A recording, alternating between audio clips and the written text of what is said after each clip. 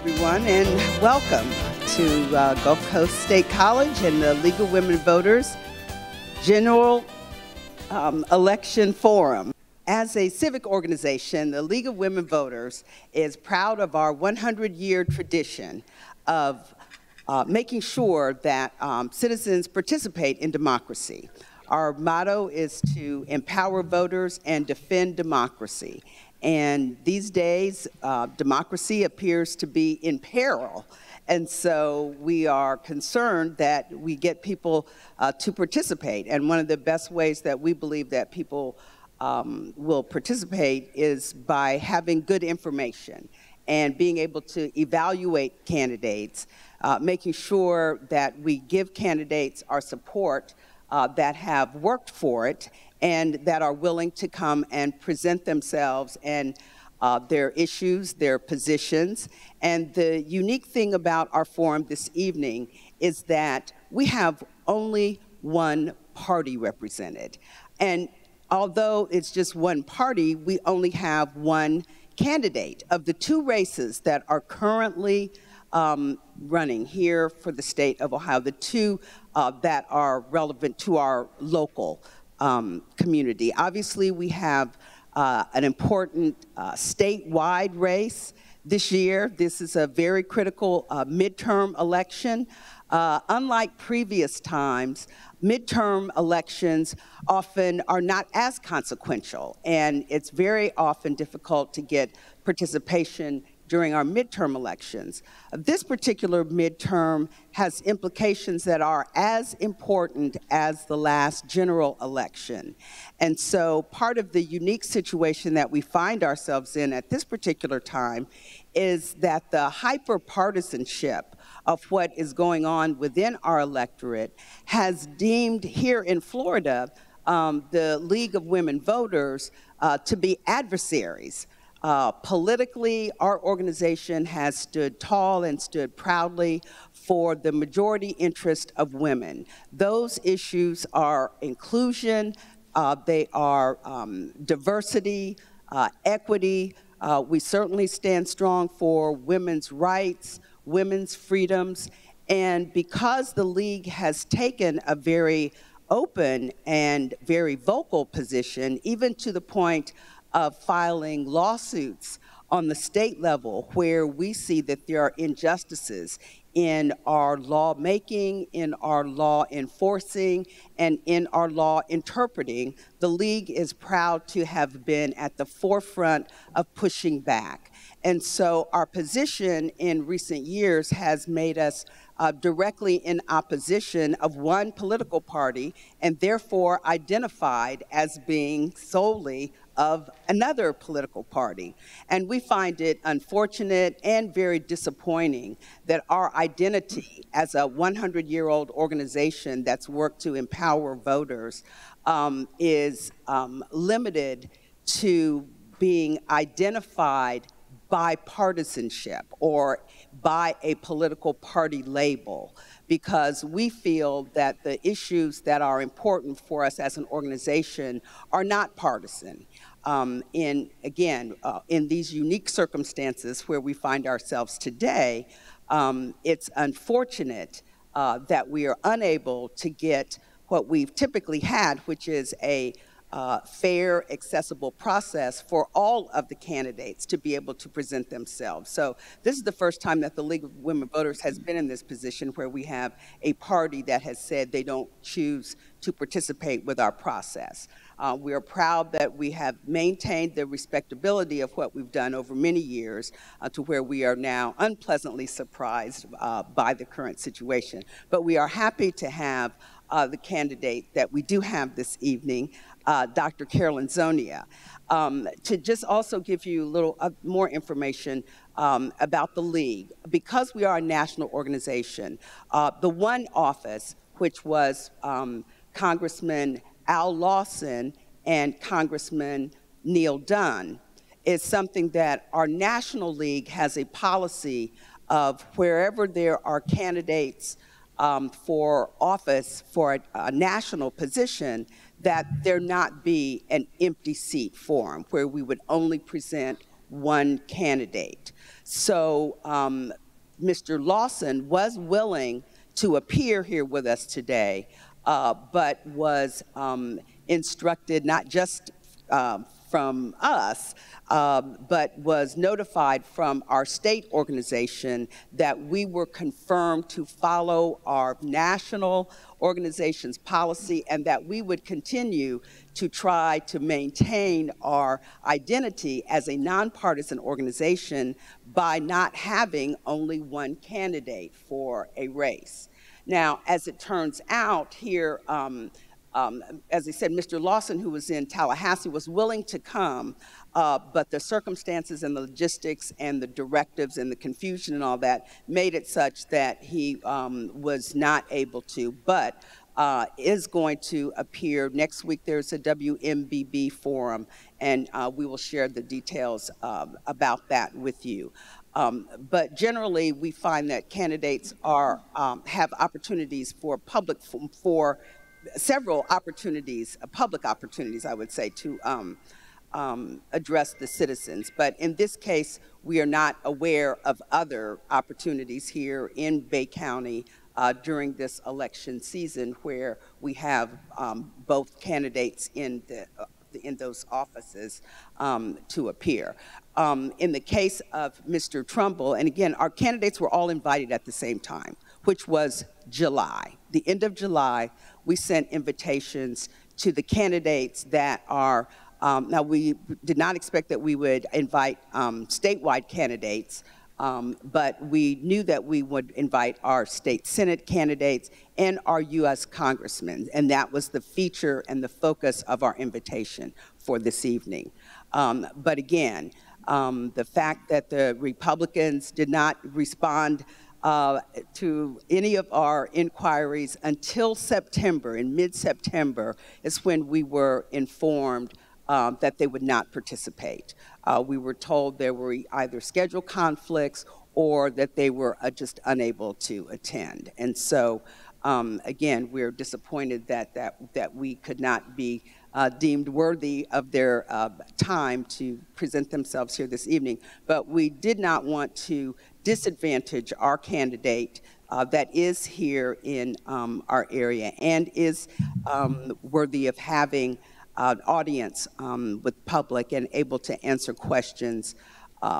So that's how we have Dr. Carolyn Zonia here this evening as our candidate for State Senate District 2. And again, the League of Women Voters has not and does not endorse candidates or identify with political parties, despite the misrepresentation that we have dealt with lately. But we have our League of Women Voters member here, Attorney Christine Smallwood, who will ask Dr. Zonia a series of questions, and she will have an opportunity to let us know who she is. And also, because we don't have her opponent here this evening, we would give her adequate amount of time to answer as many questions as she will, with the maximum amount of time that we would have would be 40 minutes. So, you know, not more than 5 minutes per question. And we'll see how many questions then we get through and give you an adequate opportunity to express yourself on those particular issues. I would also like at this time to remind everyone to please mute your phones if you would. We are recording our session this evening, and so we do ask that everyone be respectful of our format. And with that, we will ask Dr. Zonia to give an opening statement, and then you can begin questions. So, thank you. Well, thank you very much, Shelley. And I'd like to thank the League of Women Voters for sponsoring this event tonight, and I'd like to thank Gulf Coast State College for this beautiful facility and hosting us to have this great technology. And people who are watching the live stream, you don't have this wonderful view here looking out over the bay, but it is really gorgeous. I'm Dr. Carolyn Zonia. I'm an emergency room doctor, and I hope to be your next state senator here in District 2. I am running to put families first. As I've gone across District 2, talking to thousands of voters all across the political spectrum, I've found that we all share the same values. We all want a home of our own in a safe neighborhood with a quality education for our children, the opportunity to build a good life for ourselves, our families, and our communities. But this American dream is increasingly out of reach for so many Florida families. Folks are struggling just to make ends meet. And, you know, seniors this year have lost their food benefits. 3 million people in Florida without health insurance. For decades, our state has prioritized big corporations, all at the expense of our Florida families. These are things that we can change. But we find ourselves in a housing crisis, a property insurance crisis, a healthcare crisis, an education crisis, and an environmental crisis. And Mr. Rogers famously said, in times of trouble, look for the helpers. And that's what I've been all my life.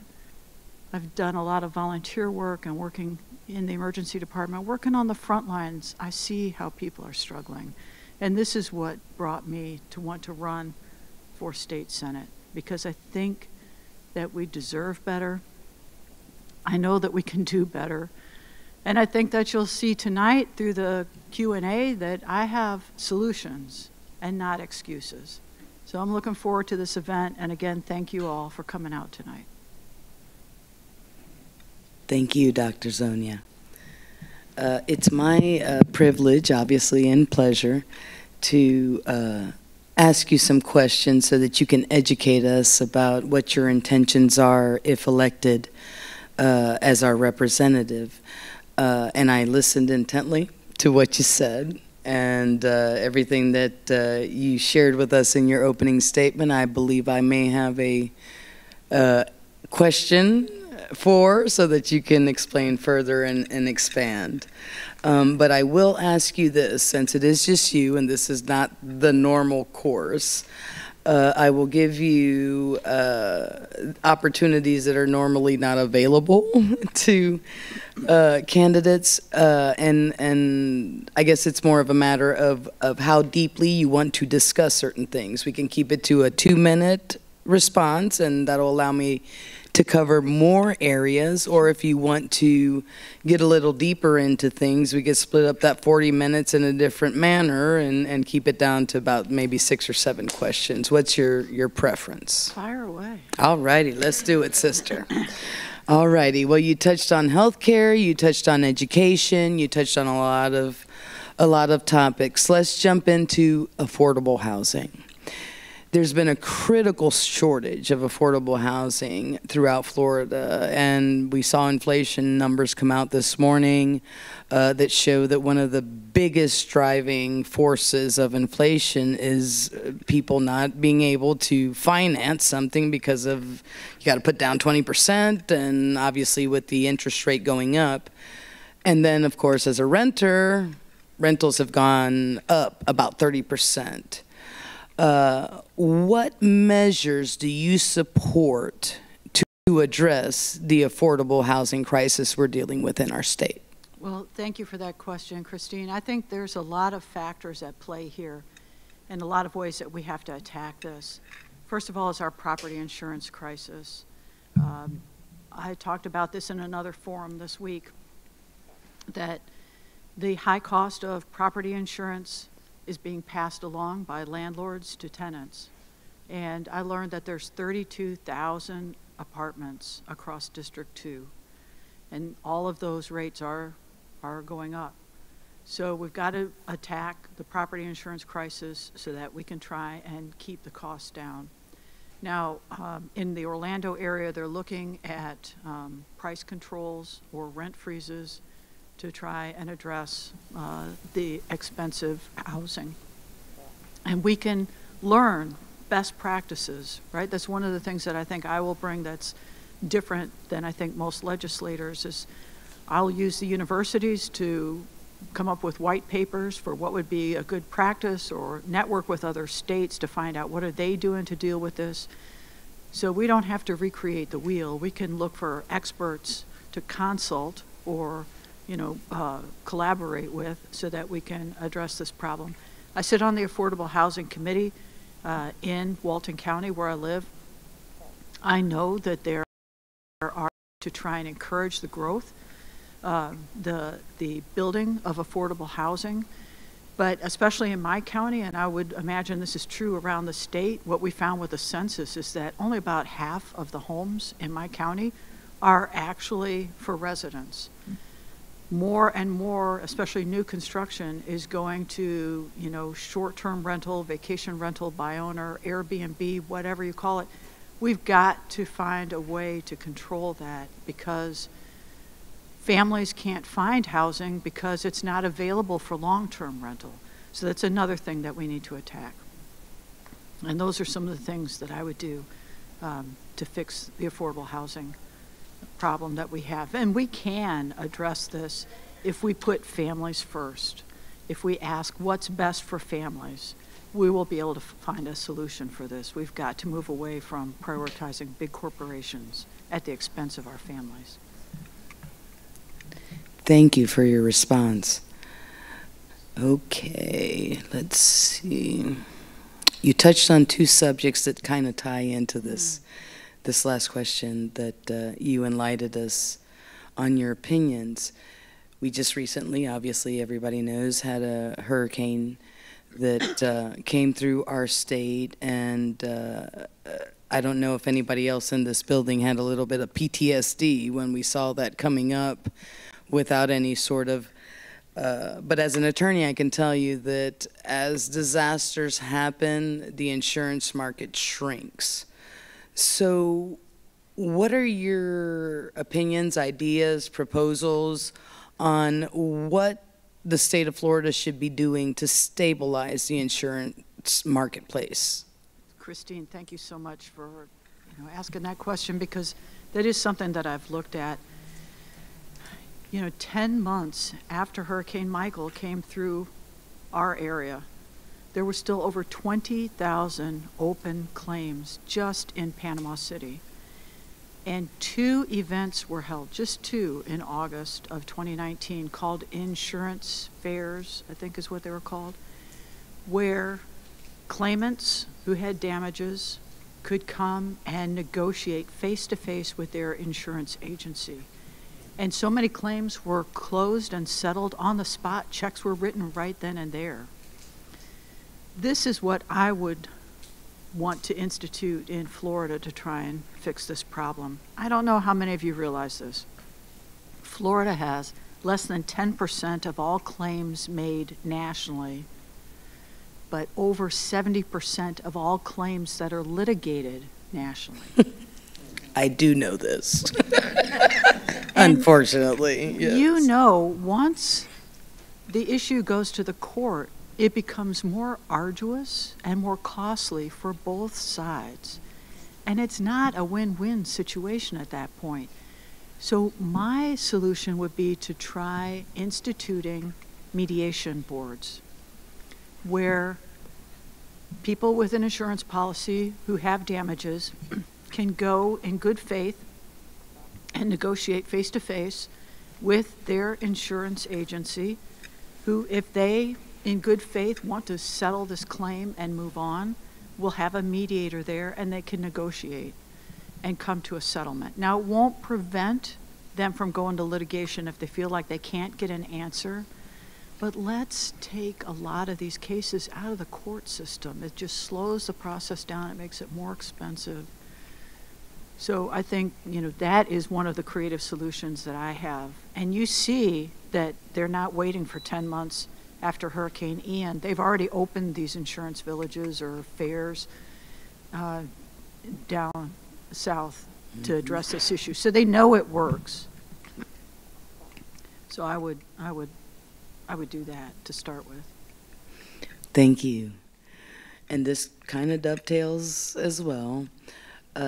We all, I think, believe in facts and science. So climate change is something that even, I believe, Governor DeSantis had to admit here recently. On that issue, given that we are surrounded by water, except for the northern border of the state, what should the state priorities be to combat climate change and protect Florida's environment? And specifically, what are your ideas on how we should fund those priorities? Again, Christine, thank you so much for that question. You know, if you look at these storms, they are so much larger, more powerful, last longer, much more rain. And we're seeing a phenomenon that, you know, I don't think we saw before, where these storms are so powerful and pushing so much water that you get, you know, water receding from one part of the state because it's being pushed into another part of the state. So we definitely have to continue our move away from dependence on fossil fuels. We need to ban fracking in the state. It's one of the things that I've gone for years and spoke in Tallahassee to try and discourage fracking. We need to continue the move towards solar and other renewable energy sources. And then I think we have an opportunity from this storm to look at all the building that's been done along the coastline and what happens with these powerful storms. I know in my own county, so many of these very large homes are built beyond what's called the erosion control line. And we've got to start respecting our comprehensive land use plan. You know, Florida has one of the best comprehensive land use plans in the nation. The problem is that when developers want to develop an area, they go and ask for a variance, and very often they're given that variance. You know, this would be a chance for our local government to just say no.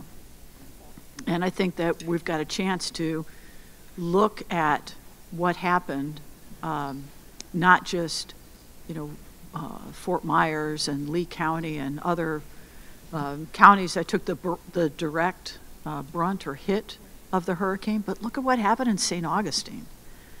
You know, look at the flooding that's ongoing in the middle part of the state. The St. Johns River not, you know, the levels not coming down. So we have a chance to look at all of that and to try and do things differently.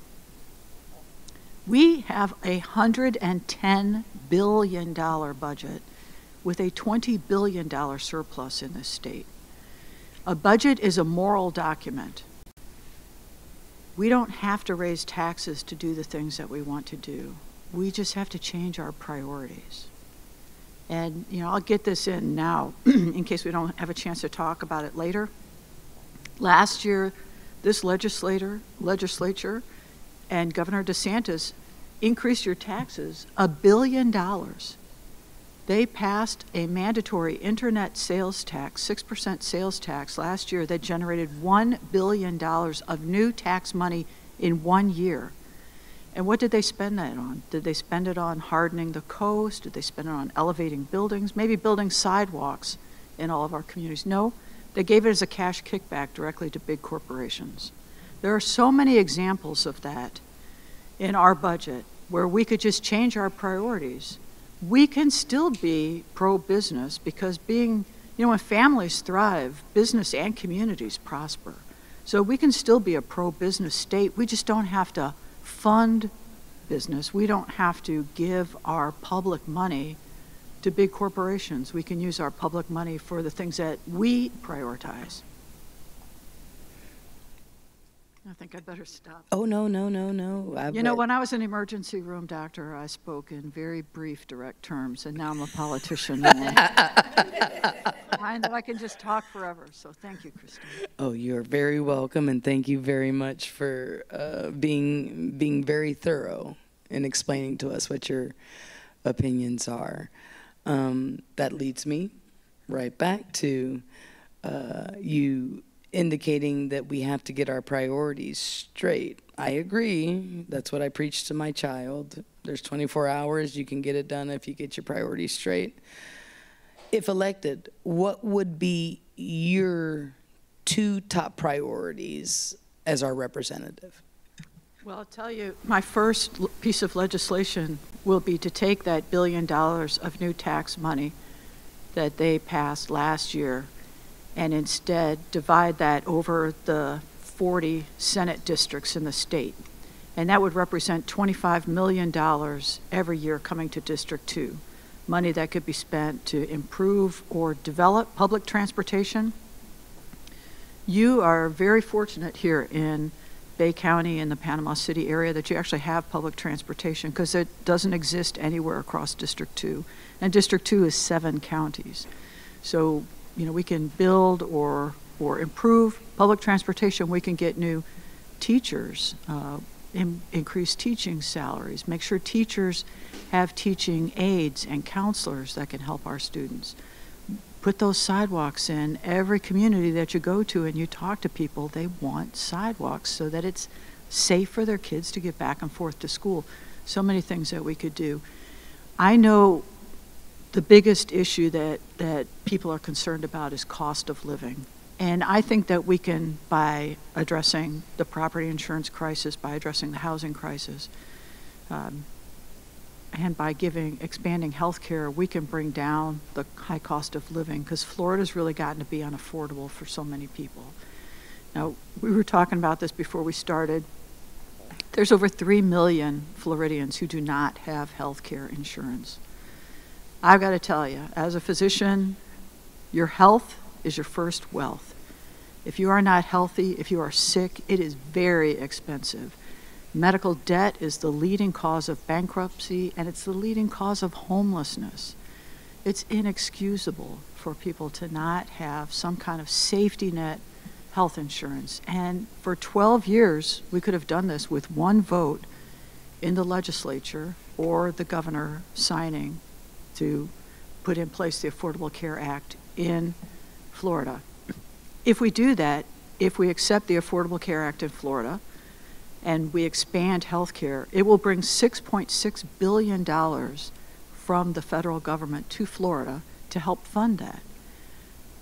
This is money that you've already paid, and it's going to other states. We're leaving it on the table. So we could do the right thing for families to provide health care, and we could also get funding to help underwrite it. So that's really one of my priorities. And then I think, you know, by addressing these other issues that we've already talked about, we can bring down the high cost of living in Florida and then return public money back to the places where it was collected. Thank you. Okay. As a medical doctor, I'm sure you have some opinions. And here in the last, several months? When was Dobbs? Was that a month ago, 2 months ago? Everything, it's blurs day in the legal world for me. The legal news is just at a pace that you can't.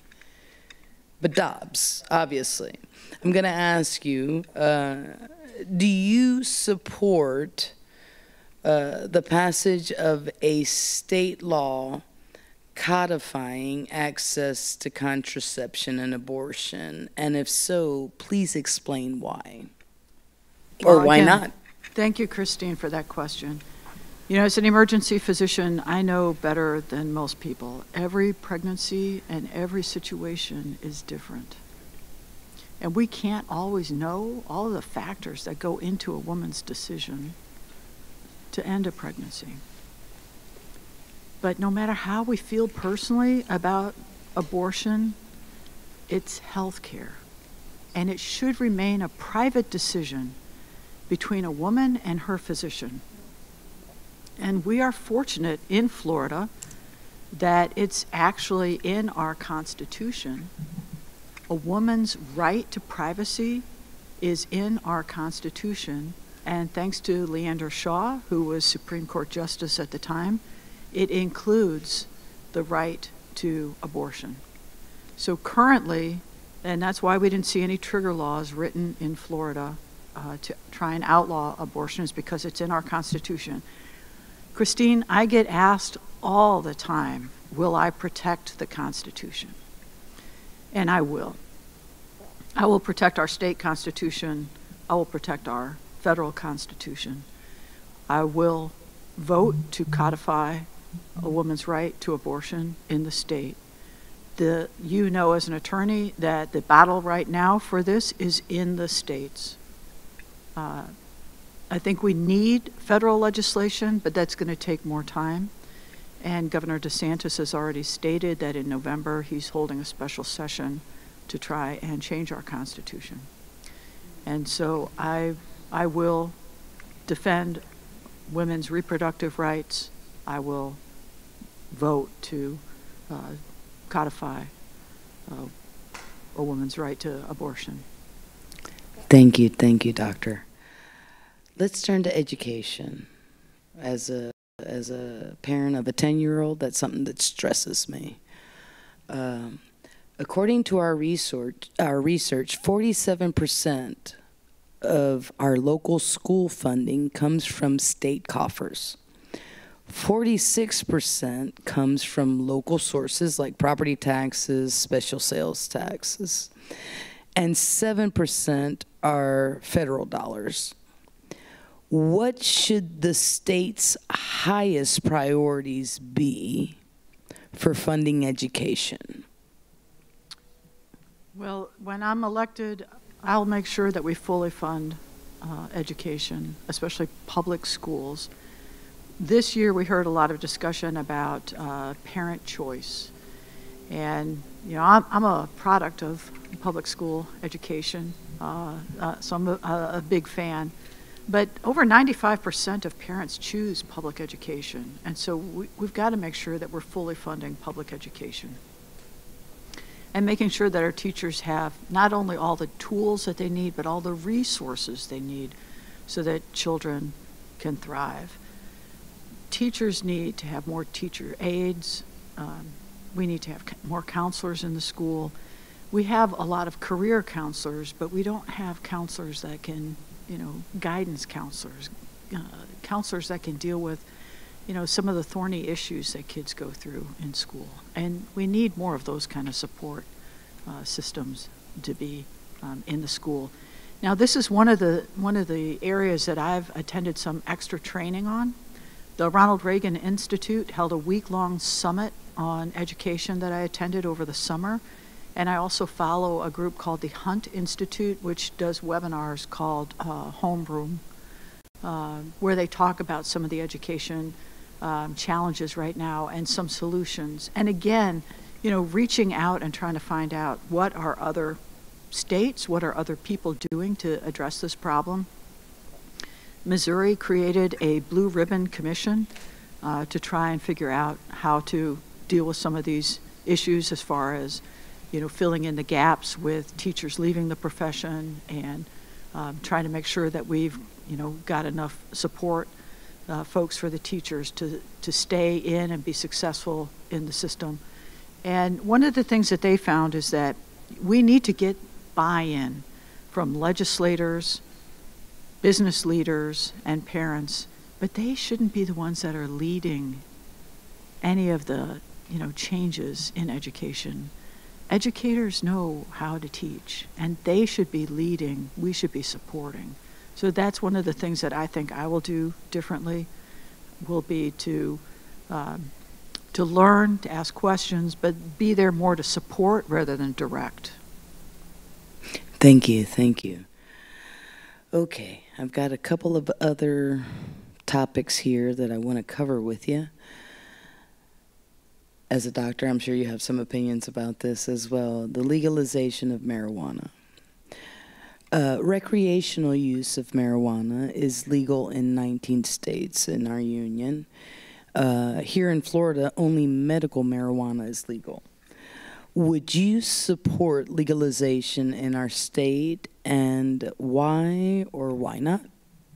Well, again, Christine, thank you so much for that question, because this is one of the things that I've looked into. Because Amendment 1, back in 2016, passed with 71% of the voters, right, wanting to expand medical marijuana availability. And sometimes I hear those numbers used to try and support the passage of recreational marijuana use. And I'm not sure that we would get that same turnout of vote if it was for recreational use. So that's the first reason that I'm looking into this more. I'm reading a book right now that's called Moving Forward with Cannabis. And it's written by, it's published by the American Public Health Association. And one of the things that they point out is we can learn from looking at how we handled tobacco and alcohol in this country, and then look at other states and any problems that they're having after legalizing marijuana before we take that step. So we have the luxury of looking at some other, trying to figure out where the pitfalls are and what kinds of things we need to address. One of the volunteer activities I do is I'm a member of the Prevention Coalition in Walton County. And my concern is that in states that have not legalized recreational use for marijuana, we're seeing a huge uptick in CBD, cannabidiol, which is similar to THC, tetrahydroxycannabinol, which is from marijuana. So, and it's being derived from hemp products. But this is not regulated.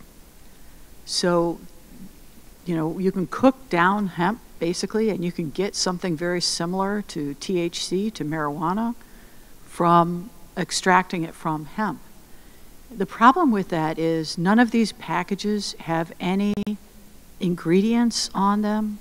They're on the shelf, but they're not regulated. The FDA doesn't regulate them. Our state could regulate them, and actually last year there was a bill introduced. Senate Bill 1906 would require these products to be registered, anybody who sells them to be registered, for there to be a list of ingredients, and for them to be kept off the shelf behind the counter and restrict the sales, because there isn't a age restriction on the sales of these. And my concern is we don't know what these drugs will do to our youth, and they're being targeted to our youth.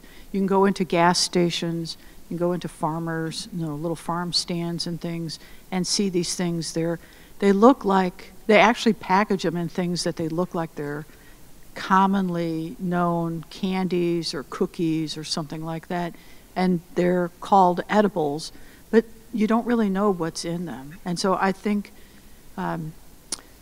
we will be moving forward on this. I would imagine that federally it will pass and marijuana will be legal federally, but as a state, I think we need to be very careful how we're moving on this, and I think we've got to rein in what is happening with hemp in our state as far as creating things like Delta-8 and CBD.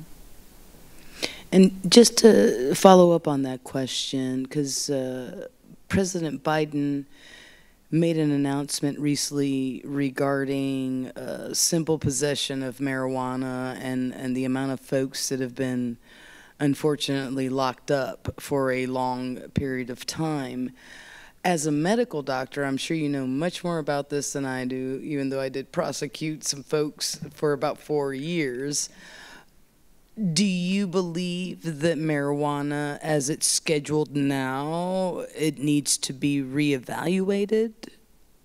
Yes, definitely. And thank you for bringing that up, because there are more arrests nationally for marijuana possession than for all violent crimes combined. And it is absolutely unfair to have people in prison for marijuana possession and then have people who are becoming millionaires for selling marijuana. So, we've got to, I applaud President Biden, and I think we've got to find a way to maybe make it a misdemeanor or something that you get ticketed, but if it's not a violent crime, we've got to stop filling up our prisons with people who, have made poor choices but not really harmed anybody. It's what we call the difference between stupid and dangerous criminals. And again, looking at federal law, I was very excited by the First Step Act, bipartisan support for trying to early release people who had done things in prison to try and better themselves, education, things like that. There was, again, last year, a bill introduced to get gain time for folks who are incarcerated if they got their GED, if they took some classes. You're getting ahead of me. I got a question on this. Hold on, don't get ahead of me. Then they'll accuse me of not doing my job. With regard to the issue of prisons, according to the Florida Department of Corrections, or at least their website, the FDC is the state's largest agency. That alone is something that I'm sure most Floridians don't know. And the third largest state prison system in the nation. We have 128 facilities statewide, some of which are privately run. What are your thoughts on prisons run for profit? And if elected, what would you do to implement your vision of what change needs to happen on that level? Well, I think we need to make changes that will be beneficial for our communities as well as the individuals who work in these institutions. So definitely, I'm a proponent of criminal justice reform. I believe that reconciliation a lot of times works better than retribution. And so I think there's ways that we can start to pare down our prison population. I mean, quite honestly, in our state, we're not able to staff these prisons. Our National Guard has been called out to try and staff the prisons. So we have to, there's a lot of problems that we're going to have to deal with. But again, I think if you approach every problem from the families first, if that is kind of your mantra, if that's your prism, if that's how you're addressing these issues, what's best for families, the answers are not that difficult. So I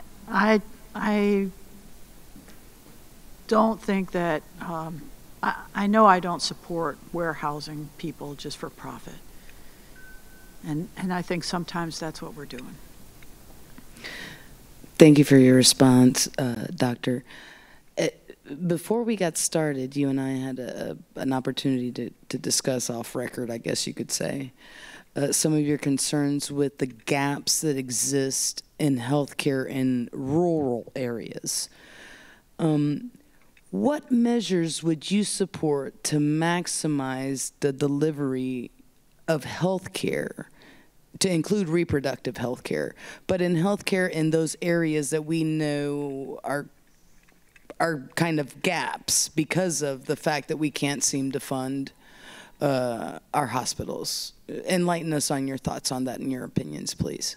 Well, Christine, as you know, we were talking before we got started that of those 3 million Floridians that don't have health insurance, in rural settings, it's 1 in 5. People don't have health insurance, and it's the reason why our rural hospitals are closing at an alarming rate.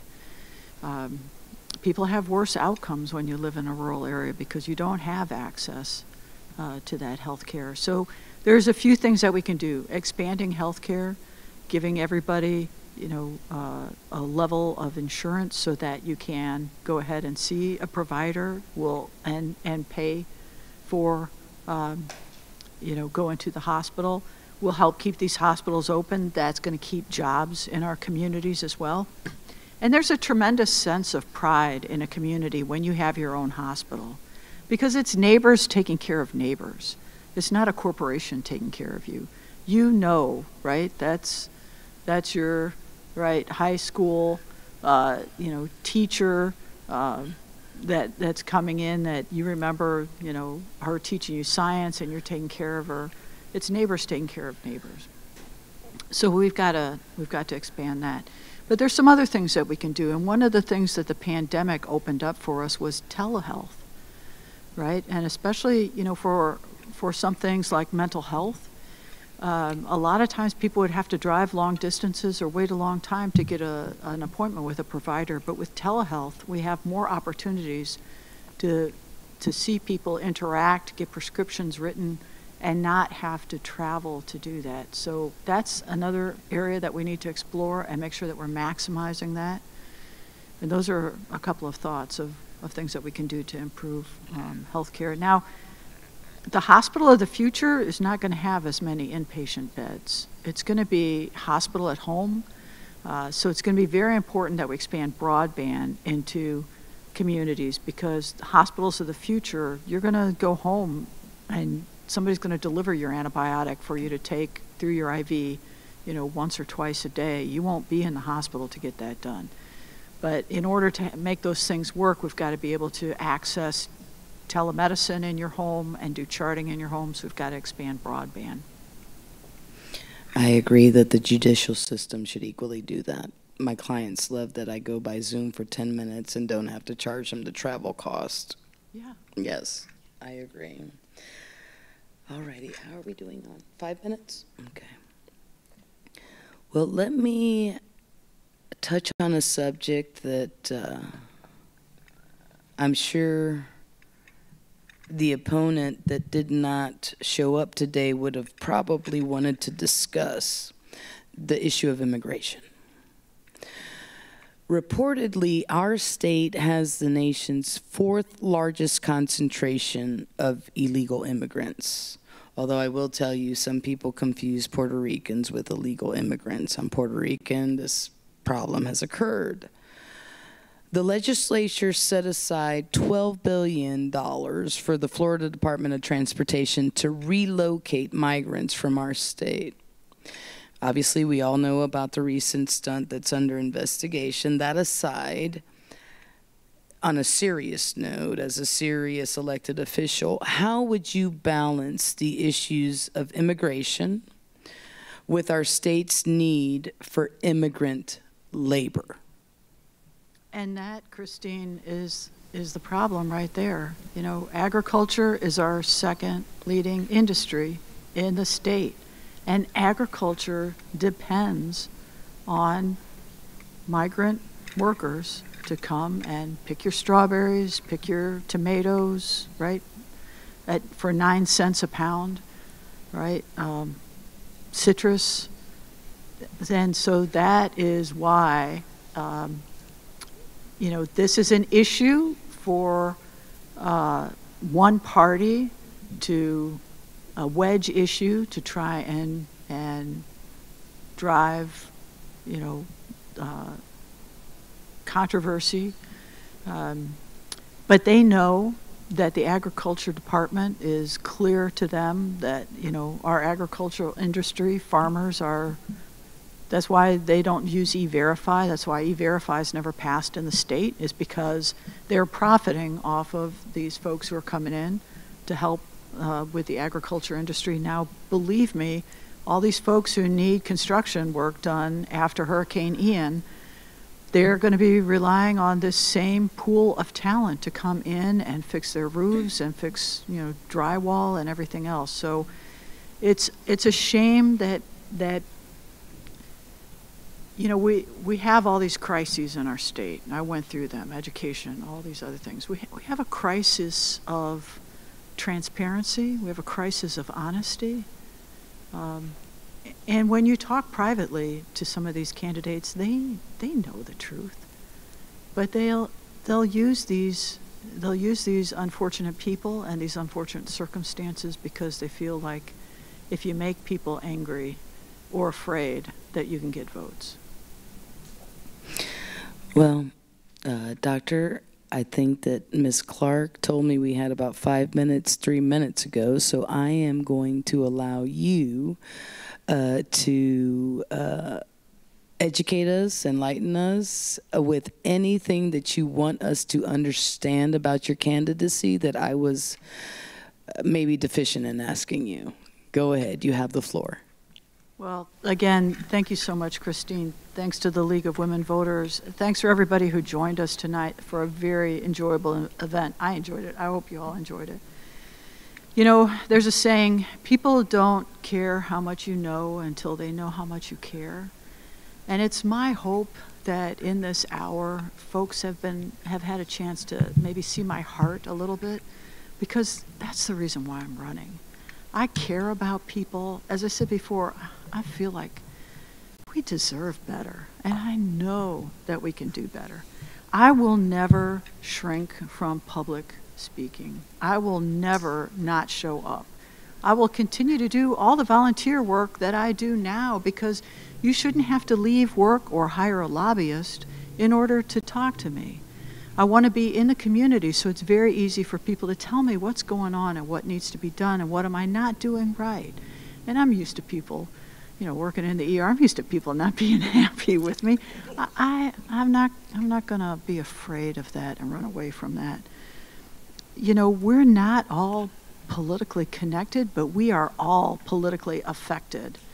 And so it's very important for you who are attending tonight to let people know if you agree with me, if you agree with the things that I want to work on, if you want things to be different, if you want a different outcome, you've got to stop electing the same people.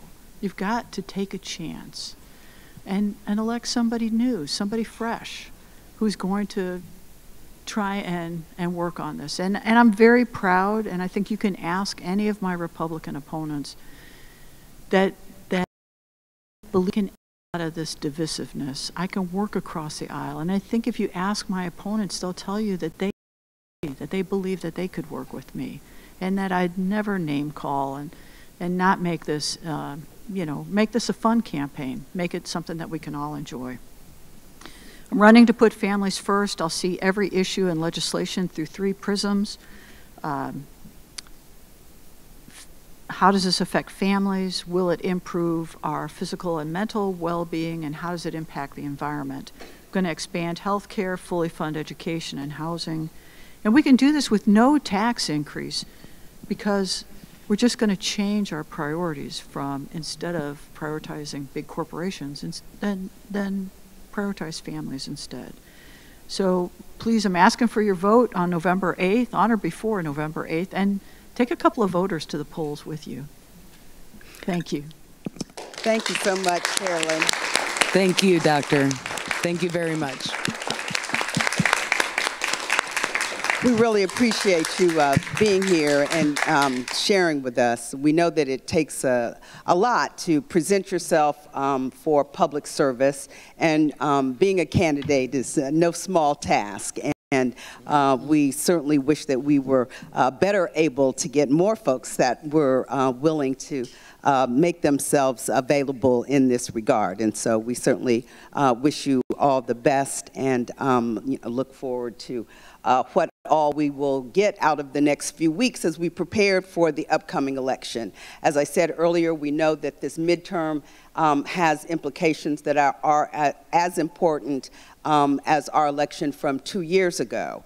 And so we're, again, sorry and disappointed that the other candidates for the targeted elections that we mentioned were unable to join us this evening for both broad reasons that have to do with political identity, and or any personal reasons that people also would choose to restrict them from participating in our particular format. Again, the lack of opportunities for the public to get that equitable view of all of our candidates is something that we're very disappointed about. One thing we do know that there are places that you can go for information. One of them, of course, is our League of Women Voters website. And so I'm going to take just a couple minutes real quick. Other part of our election that is beyond has voter guides that are produced for our statewide candidates. Every 2 years, we produce a publication that has all of the statewide candidates, and they are given a questionnaire, and they typically have given us their responses, and we publish them. And we have been our publications for this year. We found that there have been some supply problems in getting did just appear online. The League of Women Voters voter guide, and here we start with a greeting from our state president. As you all know, our current state president is our former local state president, Cecile Schoon, and gives us an introduction to the guide and our purpose and intent and the view that we use in putting the guide together. I was very excited when I clicked on today and saw this and went on to look through, see we can the candidates' questionnaires. Everyone was given the same opportunity to answer the same questions. And as you can see here, the first seat that comes up is for U.S. Senate. And it has a Democrat, and then the Republican, Val Demings and Marco Rubio. They were all asked the same questions. Each of the responses from Senator Rubio, each of the questions, I should say, was not responded to. There were no responses. No response. The next race is the governor's race. Here we have Charlie Crist, Democrat, challenging our current governor, Ron DeSantis. Once again, same questions. Each response is noted here. Governor Crist has answers here that we can all see. Governor DeSantis did not respond to any of those questions either. Same with Adam Hattersley, who is a Democrat candidate for the position of CFO and challenging the incumbent, Jimmy Patronis. And once again, the responses are noted, and the Republican candidate chose not to respond to any of the questions. Same here with the Democrat and Republican candidates for Attorney General. And again, you can click onto our website and get the detail of all of these. Same to the questions asked of the Commissioner of Agriculture candidates, no Republican responses. That brings us to our constitutional amendments for 2022. And constitutional amendments, the League of Women Voters has historically been very involved with not only helping to get constitutional amendments on the ballot, but getting them passed. And the state legislature has continued to press back against those efforts that have been successful by citizen groups. Now, there are several ways for us to get ballot initiatives on. One is through the state legislature, one is through citizen initiatives. There's a process through a commission where amendments could be put on as well. But here we find that these three amendments, ballot initiatives that are on for this year were all put on by the Florida legislature. That's another source of proposed constitutional amendments. The Florida legislature has made it more difficult for the citizen initiative process. And a lot of that does have to do with the success of citizen initiatives in recent years, particularly citizen initiatives that have successfully passed and then had additional restrictions added after the fact. One of those is most notably the Florida Rights Restoration Amendment that was successfully passed in 2018, much to the hard work of the League of Women Voters, in not just getting the ballot, the initiative on the ballot, but helping it get passed, an overwhelming majority. And so since then, the caveats and the additional requirements that have been put on have continued to restrict returning citizens who had looked forward to being able to exercise their constitutional right to vote after they had completed their sentence. One of the big concerns, and the League of Women Voters has taken legal action in this regard, because one of the consequences was a commission that was set up for a number of reasons that are identified with the language of the legislation. The commission, the Election Commission Police, a new 20-person office has been established on the state level to fight voter fraud. Its initial, or I should say most notarized, most noted action that has taken since it was established 2 years ago was to prosecute people who registered to vote in 2020 by either, they were registered either by a government official, a parole officer, or someone whose authority they respected, and they were recently arrested. 4 people were recently arrested who were former felons that voted in the 2020 election. As an example of the power of the state to oversee what they have accused as voter fraud for arrest of former felons.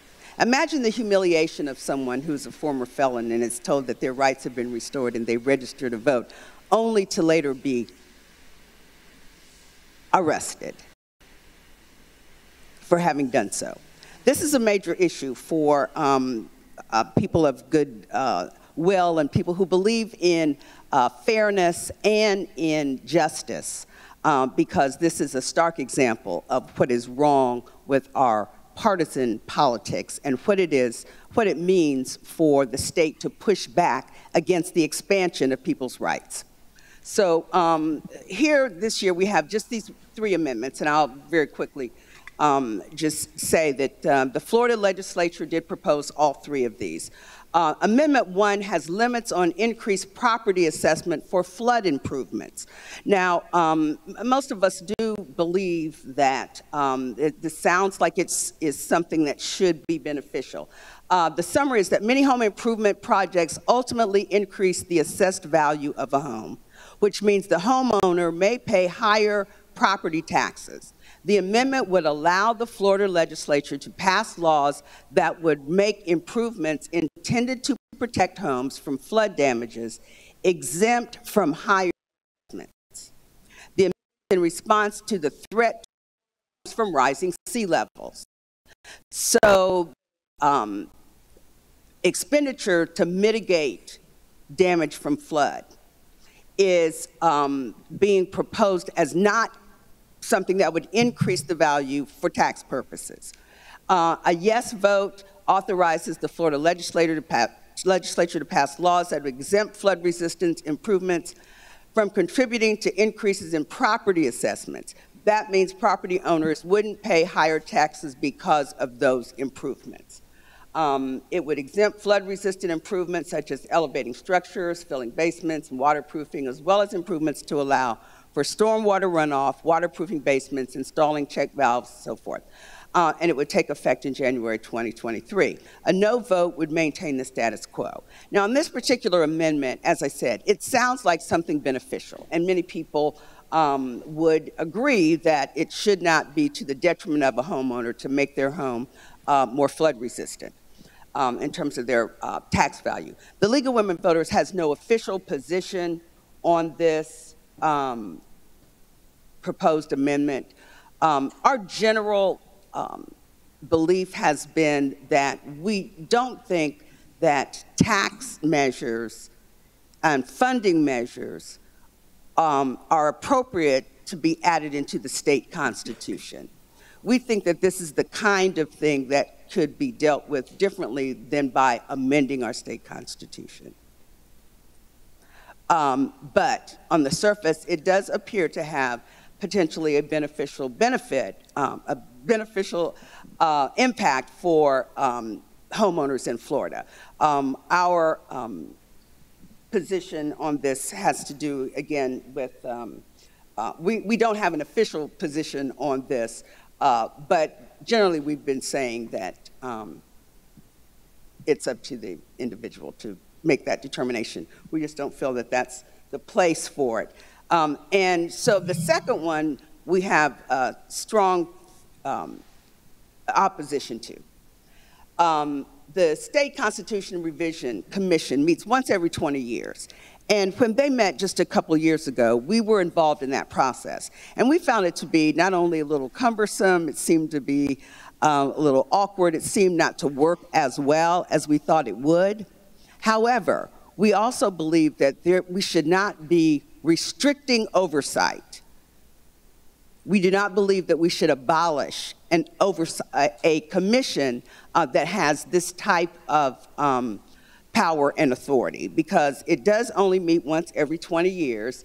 It would, as I said before, currently constitutional amendments get on the ballot several ways, including through a vote by the legislature, citizen-led petition drive, constitutional convention, Taxation and Budget Reform Commission, and the Florida Constitution Revision Commission. And so 37 members are appointed by the governor, legislative leaders, Chief Justice of the Florida Supreme Court, and this amendment would abolish that body. And the last time that body met, it did place 8 amendments on the ballot. Now, several of those amendments were bundled, and that was part of the problem. What the State Commission came up with had some awkward language and some confusing language, and several of those proposals did not actually make the ballot. But we do not believe that this commission should be abolished. A yes vote on Amendment 2 would eliminate this commission, which was created in 1998 and meets, again, only every 20 years to consider changes. And it leaves 4 ways for a constitutional amendment to get on the ballot, but a no vote would preserve the state's Constitutional Revision Commission and its ability to present amendment to the voters every 20 years. And so the League would like to preserve that commission status and hope that there is some input in order to improve the next process by the time the commission meets again. The third is amendment about homestead exemption for certain public service employees. This amendment would authorize the state legislature to create a new homestead exemption of up to $50,000 for certain public service employees, including classroom teachers, law enforcement officers, correctional officers, firefighters, emergency medical technicians, paramedics, child welfare service professionals, active duty members of the armed forces, and members of the Florida National Guard. The exemption means property owners in these professions can subtract up to $50,000 from the assessed value of their property, which will reduce their local property tax bills. The exemption would be in addition to the standard $50,000 homestead exemption Floridians already receive. A yes vote on this would allow the legislature to create a new homestead exemption of up to $50,000 for those certain public service professions. It would exclude the exemption from assessments for school property taxes. It could cost local governments $85.9 million in lost revenue for fiscal year 2023-24, growing up to $96 million in fiscal year 26-27. The state would make up for the losses in Florida's 29 fiscally constrained counties, primarily rural counties in the Panhandle and South Florida's interior. It would also trigger a companion bill that puts the new exemption into effect as of January 1st. The League is opposed to this. to reject, no vote rejects giving lawmakers the ability to create homestead exemption. And the League is opposed to this also because we don't believe that the state constitution is the place for this kind of bill. Anything that has to do with taxing, that has to do with changes or exemptions that affect local budgetary and economic status is something that, again, we don't believe is an appropriate place to put in. We don't think that the state constitution is an appropriate place. Also, and this is me,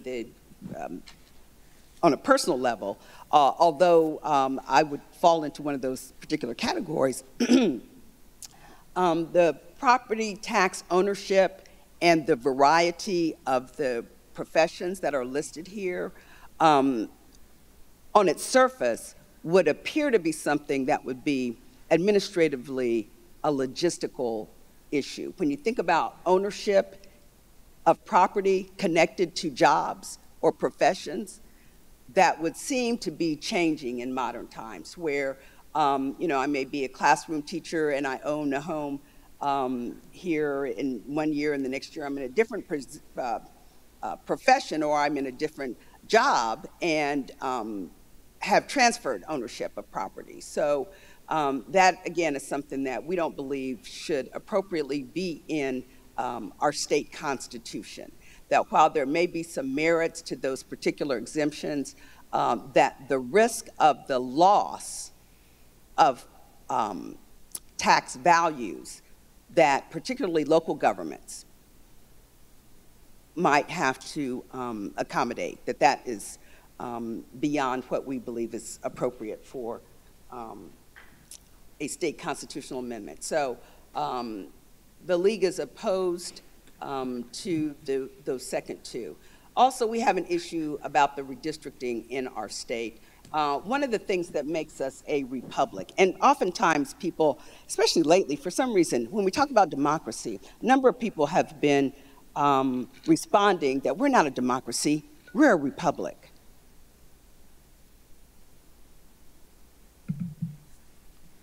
What are we? We are a democratic republic. A republic is a specific kind of democracy.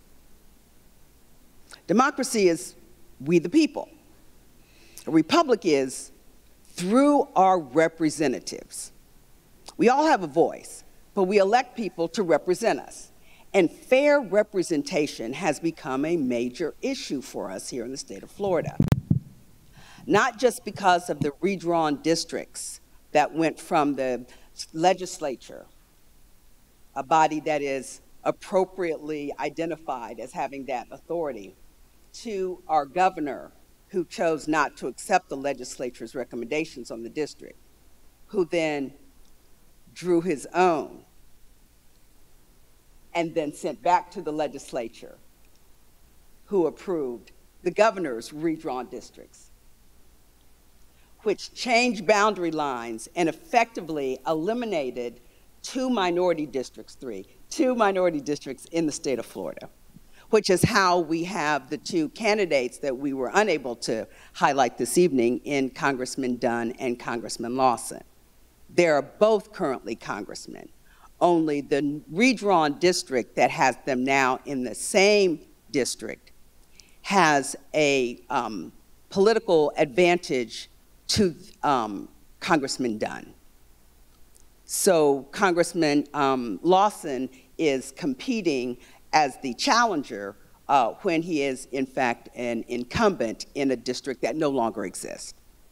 Those are the kinds of issues that the League has fought as a civic organization determined to protect democracy, because fair representation is indeed part of that. So we have highlighted this issue of redistricting in Florida as well. In 2022, we and other voting groups advocated for adherence to fair districts. Fair districts was passed here in the state of Florida in 2012. The state legislature publicly promised to follow the newly minted Fair District Amendment, but since the voters of Florida passed that as an amendment, that was a ballot initiative that the league helped to get on the ballot and the league helped to pass that. Since that has happened, the state has gone about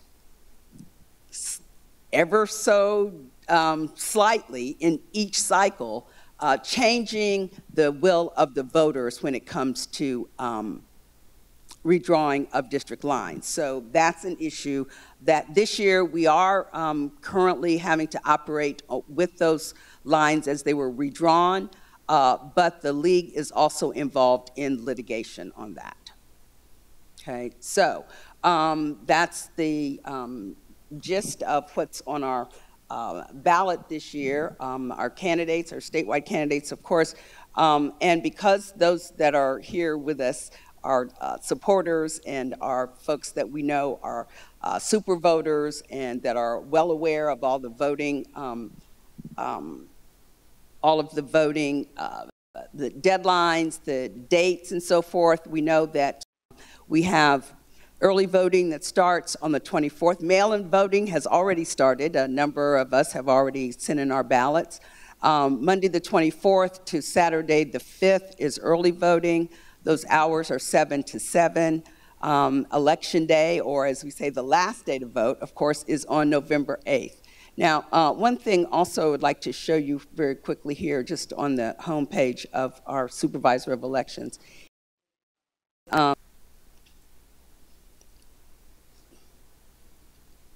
Some of how Bay County is changing. When we look at numbers, and this is something, again, League of Women Voters is a nonpartisan organization. Our issues have put us at odds with one party who can only see us as political adversaries because of our position on issues where they have clear opposition to what our values and beliefs are. But the numbers we find are interesting because this number of active registered voters here in Bay County, others is a growing number. That's the fastest growing number.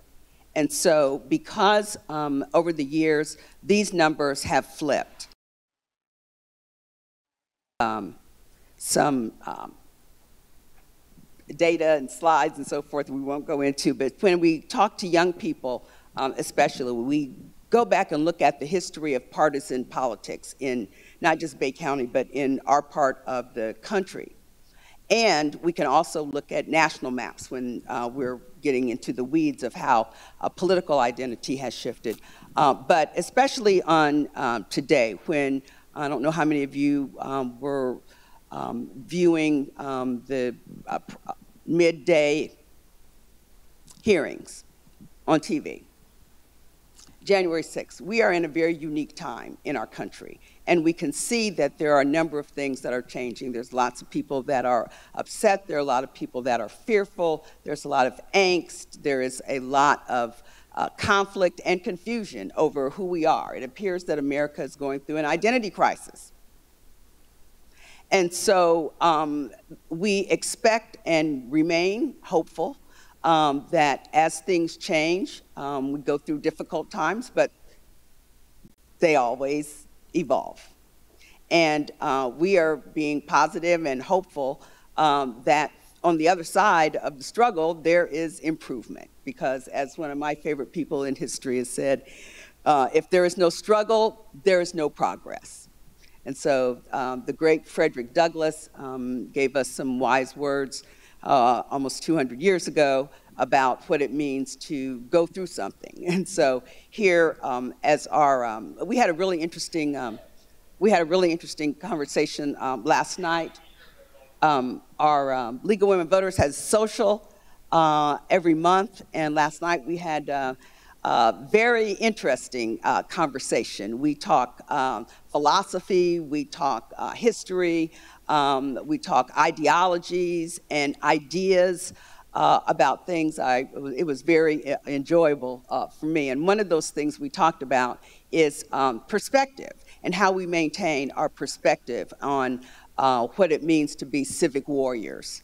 Because it is definitely an uphill battle to try to help create a society where everyone feels like they have a voice, that their voice matters, and that what we create as a country works for everybody. We talked last night about how young of a country we are, and somebody was talking about how they wanted to study American history because it was so short. And so we've got a lot to learn in the short time that we have been a country, and lots of high hopes for what we will in fact, represent to the world as the strongest economy in the world still, and as the world's longest lasting democracy. So with that, I'd just like to, again, appreciate all of you for coming. Thank you so much.